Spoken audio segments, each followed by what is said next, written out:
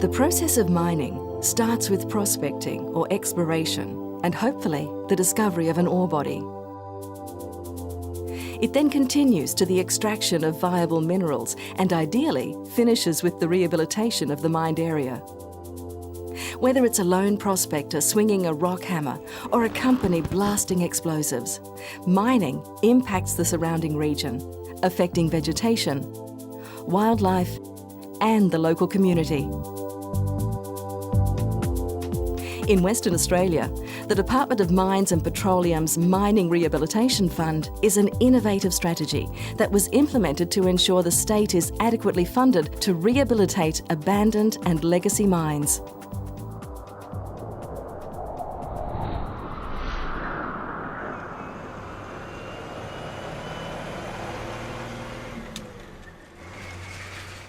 With over 22,000 tenements currently being explored or mined, WA is home to a robust resources sector. However, over a century of activity has created many abandoned sites. Mining's been taking place in Western Australia for over 125 years. During that time, the expectations of the community and industry have changed in what should be left after mining. So in the early days, what was acceptable, in fact, even in the 80s, what was acceptable isn't acceptable today. We've worked with the community and with the industry to make sure that what's left after mining is the right sort of amenity for that area. Abandoned pits and mine shafts pose a significant threat to animals that may become trapped inside, endangering the existence of rare species and local ecology. Lack of maintenance and security can also present serious safety hazards for workers, residents and tourists. Many mine sites were formerly home to rare plant species that may require a detailed preservation plan to ensure their ongoing viability. Most jurisdictions in the world have what's called an unconditional bond system for environmental impact on a mine site. They were first introduced here in West Australia in the 1980s.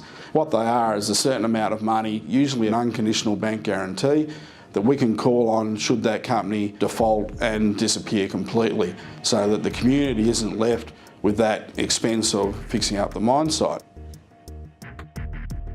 However, the value of these initial performance bonds did not keep pace with increasing environmental standards or rehabilitation costs, meaning that if operators failed to fully rehabilitate a site, the government was left with a substantial liability. With the value of bonds estimated to cover only 25% of actual rehabilitation costs, increasing bonds to fully cover costs would not have been financially viable for the industry. The old system where you had to put your money up front before you could do any work on a lease at all, that tied up your working capital. In some cases it meant going to get a second mortgage on your house. The concept of potentially that getting bigger if the new system hadn't come in was scaring some people to the point of saying, if it does, I'm out of here. The other disadvantage as well was that often you have to pay twice. You have to pay for the setting up of the bond, and also to do the rehabilitation before you get your bond back. It became obvious over time that the bonding system was failing not only in terms of environmental outcomes, but it was retarding some actions in industry as well, and we really needed to go out and look for a better alternative. And we did that through consulting with industry over a couple of years, getting a whole lot of economic modelling done, and that's where we came up with the Mine Rehabilitation Fund. Introduced in July 2013, the new scheme requires mineral exploration and mining companies to pay an annual levy based on the area and type of disturbance on their mining tenements. Mining companies now have an incentive to undertake what's known as progressive rehabilitation, whereby land is restored immediately after use. The sooner a company can fulfil its environmental obligations, the lower its annual levy. Once each company entered the fund and paid its first levy, any existing bonds over their tenements were returned, providing a financial windfall that could be reinvested into their projects.